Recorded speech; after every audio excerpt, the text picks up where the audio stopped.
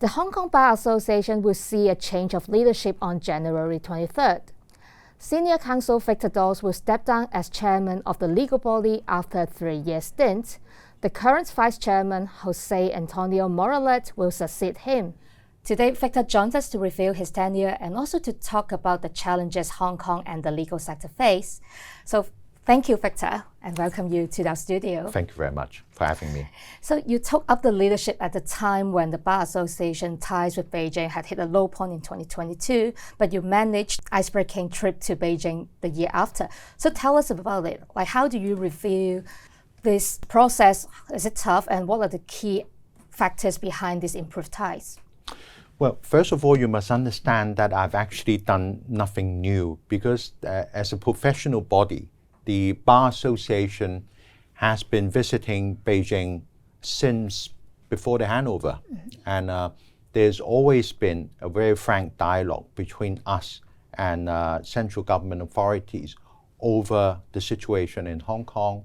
And I think the central government is actually keen on hearing the views of the bar, given that we have always offered honest and unbiased views about the situation in Hong Kong. So everybody were keen on resuming dialogue, and it came fairly naturally when I became chairman. But do you also think that the Bar Association need to walk a very fine line, as in like avoid making comments that are too critical of the government to maintain this relationship? Well, first of all, it is critical that you offer honest comments. I believe the central government and the Hong Kong government, indeed, they do want to listen to honest opinions. So as a starting point, there's no point in sugarcoating anything. There are, of course, different ways to communicate depending on the issue, depending on sensitivity.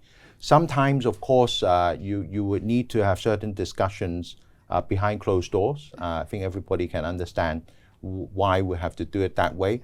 On the other hand, it is also important that we speak out when circumstances warrant, and we have to the public has to understand our views, and we have to make our views known.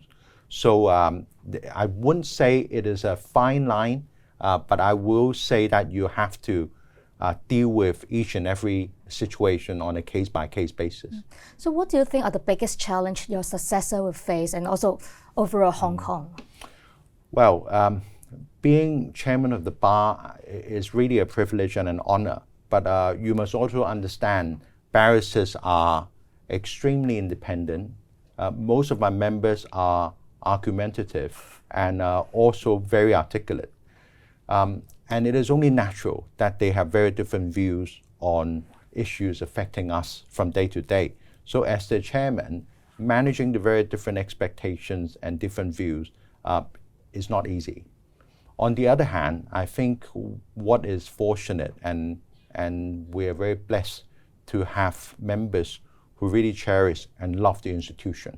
So I've had great support from our members, and I would like to thank them for the support over the past 3 years. What about the challenges Hong Kong face?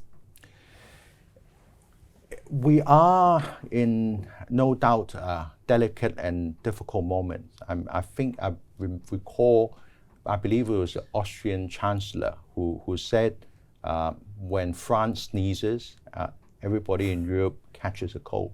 Now, we are in the middle of a flu season. But we are definitely in a political flu season. When the big power sneezes, Hong Kong is certainly affected. So insofar as the challenges that we've faced in the past few years, they are well known. With critical national security cases still ongoing, with the complex geopolitical environment, I'm afraid it is not going to stop, and in the next year, I believe we'll be in a pretty much similar situation. And it's also very timely given Mr. Trump will be the US president in just a few days' time. Are you worried that the possibility of more sanctions being slapped on Hong Kong officials, including those in the judiciary or even members of the bar, how will it affect the city? Our position on sanction, I think, is well known. I do not believe sanction or the threat of sanction help in the city's rule of law or administration of justice. It is unfair, it is counterproductive, but it is also something that as a professional body or as a city that we will have a lot of control on. We'll just have to do our very best in dealing with these challenges. It has been quite a roller coaster over the past few years. So how do you see the implementation of the national security law and also Article 23 in Hong Kong so far? Insofar as the NSL, as we're all aware, some of the cases are concluded, some defendants are exercising their rights of appeal, some other cases are ongoing. So it has understandably captured the attention of the public. It is never going to be easy because very often perception matters. When you discuss these issues with a lot of counterparts overseas, they may not be on top of the actual situation or the substance. We of course have to try our very best to explain the situation without sugarcoating anything and have honest dialogues with everyone. But at the end of the day, whenever, for example, a politician is prosecuted or a journalist is prosecuted. Now, I'm not commenting on whether the allegations are well-founded. It is a matter for the authorities and the court. I'm just talking about the perception.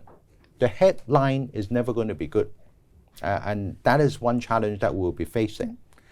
There's no perfect solution. At the end of the day, when the authorities are in a position to, I think, more explanation, more transparency, assist the public in understanding what actually happened, will no doubt help.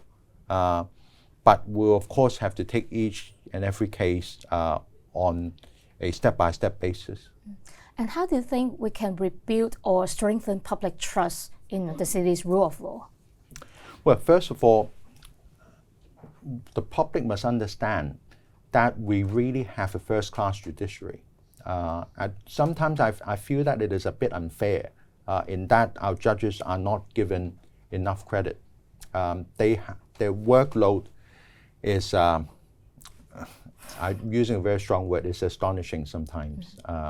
And the pressure they face in dealing with the day-to-day work is enormous. And when you go abroad, I understand because of the nature of the allegations, because of the situation we're in, the public or the international media would like to focus on politically charged cases or national security cases.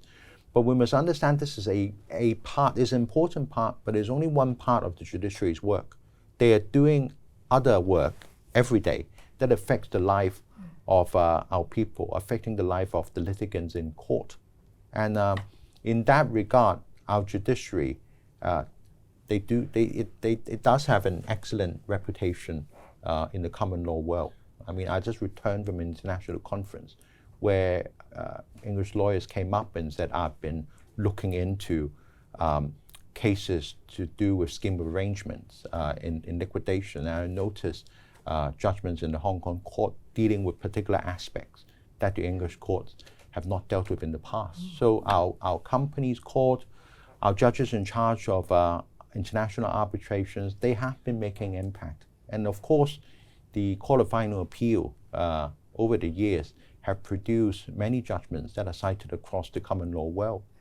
Insofar as what we can do, I think everybody will just have to play their part in protecting the rule of law, in supporting the work of the judiciary. And this is what the bar has been trying very hard to do.